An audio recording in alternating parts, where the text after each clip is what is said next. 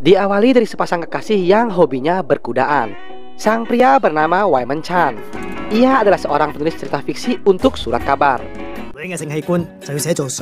Dan sang wanita bernama Cecilia, yang berprofesi sebagai penulis novel romansa terkenal di Hong Kong.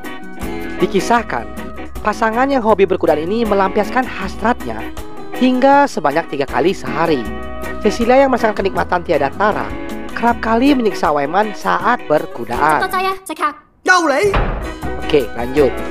Di pagi yang cerah, tiba-tiba Wayman mendapatkan telepon dari sahabatnya untuk membicarakan masalah penting mengenai berkembangnya kemajuan internet saat ini, sehingga orang-orang lebih cenderung membaca suatu berita dan informasi secara online.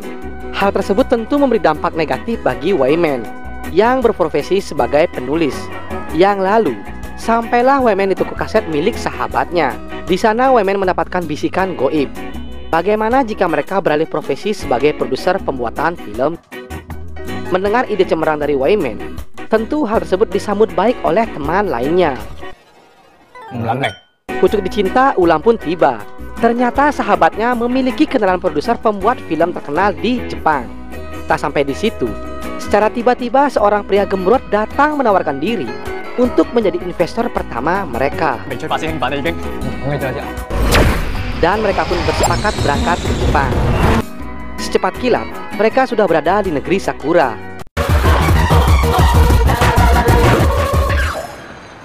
Tak jauh dari sana, ada seorang yang dibilang pria bukan, ya wanita juga bukan ya, bernama Hatoyama. Ia adalah orang yang akan membantu mereka untuk pembuatan film. Yang lalu, mereka diajak ke sebuah penginapan untuk beristirahat sejenak. Akan tetapi, mereka sedikit kecewa karena melihat kamar yang begitu kecil dan sempit.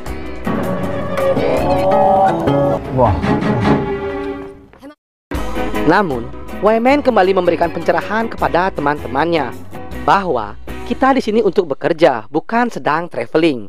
Sontak memberikan semangat baru bagi sahabatnya. Sungguh luar biasa. Singkat cerita, mereka telah dibawa ke tempat syuting. Di sana mereka begitu takjub karena selama ini mereka hanya bisa melihatnya di sebuah film. Namun, saat ini mereka bisa melihat film itu secara langsung. Tak lama kemudian, datanglah sang aktris manis nan menawan bernama Yui Tatsumi. Syuting pun dimulai. Pada saat pembuatan film, salah seorang dari mereka mengeluh karena merasa skenario film itu sangat membosankan. Mendengar perkataan mereka, ternyata sang aktor pun merasa tersungging dan pergi meninggalkan lokasi syuting. Karena terdesak waktu, lalu sang aktris itu mengusulkan mengapa tidak diantara mereka menggantikan posisi sang aktor untuk memerani film kali ini.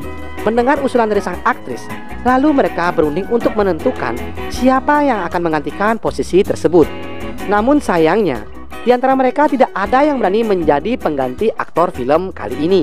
Dan akhirnya, mereka bersepakat menunjuk Wayman sebagai pria yang beruntung untuk menggantikan aktor film kali ini.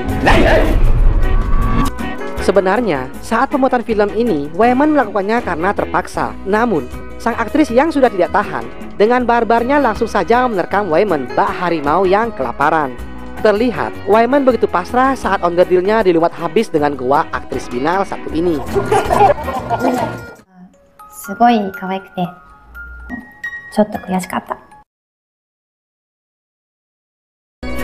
Sampailah pada tahap editing. Wayman begitu cemas akan videonya karena ia takut jika sampai keluarga dan tunangannya tahu bahwa ia adalah pemeran film tersebut. Tamatlah dia. Karena begitu cemas, lalu Wayman dengan Hatoyama pergi nongki sejenak. Di sana Wayman tersadar bahwa menjadi seorang aktor film tidak semudah yang ia bayangkan. Usut punya usut, ternyata Hatoyama ini berasal dari Hong Kong. Dijelaskan bahwa maksud Hatoyama menetap di Jepang karena menunggu pujaan hatinya. Dan lalu Wayman pun bergegas untuk pulang. Secepat kilat Wayman sudah berada di rumahnya. Tiba-tiba HP Wayman pun berdering. Tak butuh waktu lama, ternyata film yang dibintanginya sudah viral seantero negeri Sakura. Sehingga seluruh media sosial dan siaran televisi pun dibanjiri berita dari film tersebut. Hal yang dicemaskannya pun menjadi kenyataan. Seluruh anggota keluarga dan juga Cecilia pun mengetahui jika Wayman menjadi aktor dalam film Hulk tersebut.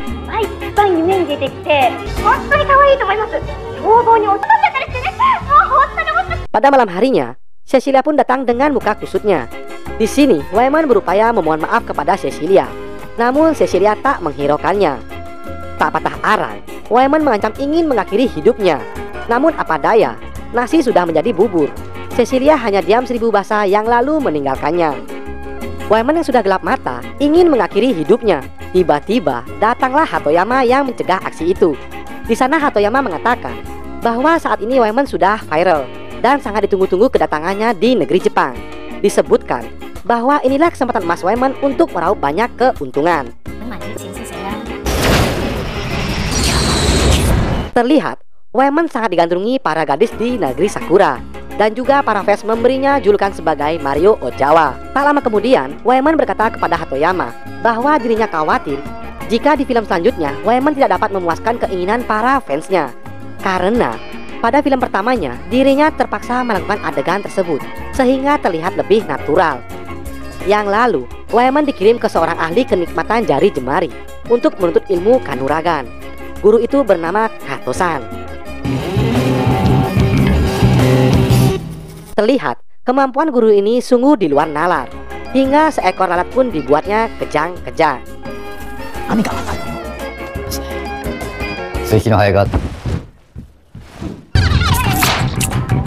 Dan Wayman pun memulai pelatihannya. Hai!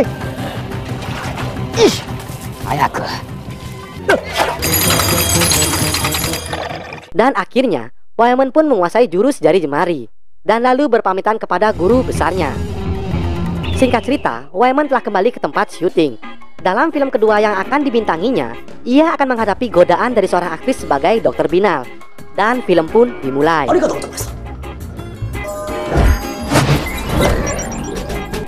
Terlihat, saat syuting permainan Wayman pun sudah matang dan natural.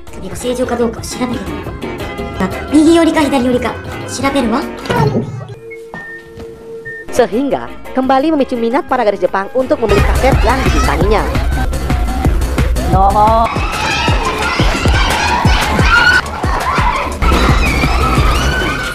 Tak sampai di situ, Wayman yang sudah merasakan nikmatnya sebagai pemeran aktor film rela melakukan hal yang lebih gila. Kali ini, ia akan menghadapi terkaman seorang gadis The Real of the Semongko dan juga belasan wanita yang siap menggoyang hingga lutut Wayman bergetar.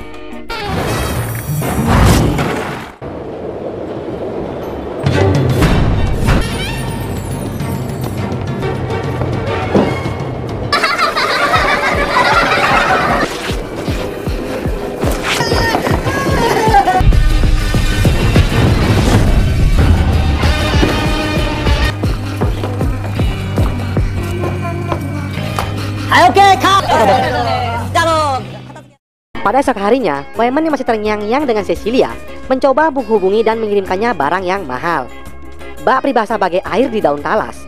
Yang awalnya Cecilia membenci Wayman, ternyata ia sudah memaafkannya dan menerima kenyataan jika Wayman saat ini sebagai aktor film. Di tempat lain, saat Hatoyama akan kembali ke rumahnya, hal yang dinantikannya pun sudah berada di hadapannya. Terlihat raut wajah Hatoyama bercampur sedih dan senang saat melihat pujaan hatinya. Yang lalu, Hatoyama menawarkan congornya diobok-obok oleh pria itu. Nah, saat Hatoyama terlelap, ternyata pria siluman itu mengambil uang simpanan milik Hatoyama dan akhirnya melenggang begitu saja. Akhirnya, Hatoyama merasa sudah dikibuli untuk yang kedua kalinya. Singkat cerita, Wayman kembali memerani aktornya. Namun, spesial pada film kali ini, ia akan disandingkan dengan seorang aktris pendatang baru yang terjun di dunia pada saat syuting. Terlihat sang aktris melakukannya itu sangat terpaksa karena tidak tahan akan tekanan yang dihadapinya. Lalu aktris itu malah kabur begitu saja.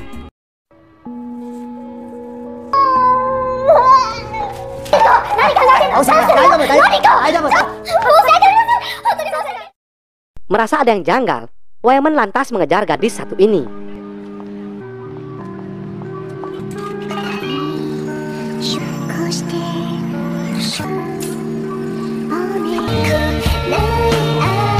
Akhirnya terbongkarlah sebenarnya gadis itu terpaksa melakoni pekerjaan ini karena dirinya saat ini terlilit hutang piutang. Wayman yang merasa iba lalu berjanji akan memberikan uang kepadanya. Ternyata dari scenes ini Wayman telah jatuh hati kepada gadis satu ini. Nah, saat mereka berduaan, entah dapat bisikan dari mana, Wayman hendak menjebol gawang gadis satu ini. Namun, tiba-tiba datanglah sang mantan Cecilia. Dengan muka kusutnya, Cecilia kembali diterpa cobaan bahwa Wayman telah main gila dengan gadis muda belia. Yang lalu, dengan memberikan kehangatan gowanya, Cecilia membuktikan bahwa ia masih pantas menjadi gadis nomor satu di hati Wayman. Secepat kilat Cecilia sudah berada di Hong Kong dan sedang menghadiri jumpa pers untuk mengatakan sebuah pernyataan bahwa Wayman bukanlah tunangannya.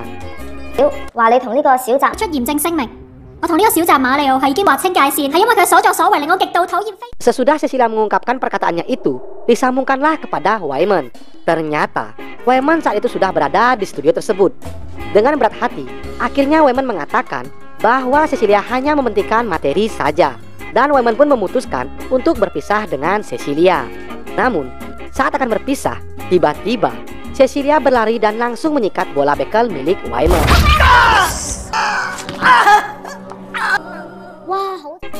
Dari kejadian itu, alhasil batang singkong Wayman pun mengalami gangguan dan akan mengancam karirnya di dunia perfilman.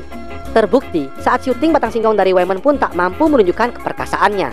Alhasil, seluruh siaran TV dan sosial media dibanjiri akan berita yang dialami Mario Ozawa saat ini. Bak peribahasa sudah jatuh tertimpa tangga.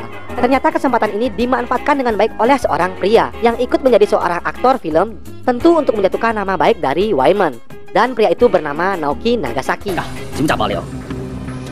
Terlihat dari film yang dibintangi Naoki mengikuti cara yang sama seperti Wayman. Dan juga Naoki menentang Wayman untuk menentukan siapa raja diraja dari dunia perfilman. Pada esok harinya, Wayman langsung mencoba pengobatan tradisional di cucu Mak Erot yang bernama Maiko Yuki.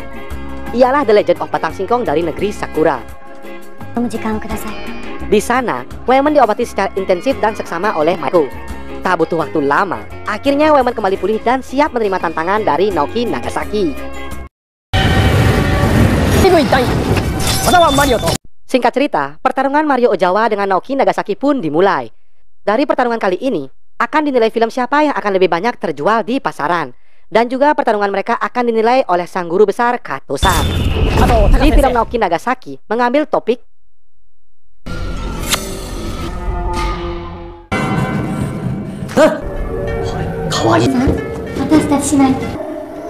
terlihat topik yang digunakan oleh Naoki begitu menarik. Alhasil, para gadis-gadis pun berbondong-bondong membeli film tersebut.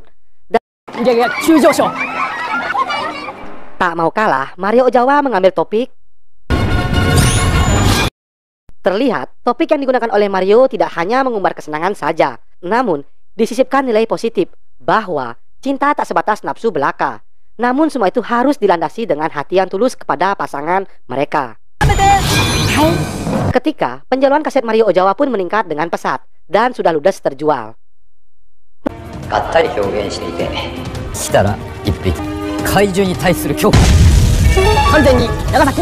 Penutup film, akhirnya sang guru besar Kato-san mengumumkan pemenangnya adalah Wayman, atau yang sering disebut Mario Ozawa. Yang lalu, Wayman pun pulang ke Hong Kong dan kembali berkumpul bersama sahabatnya. Lalu film pun tamat.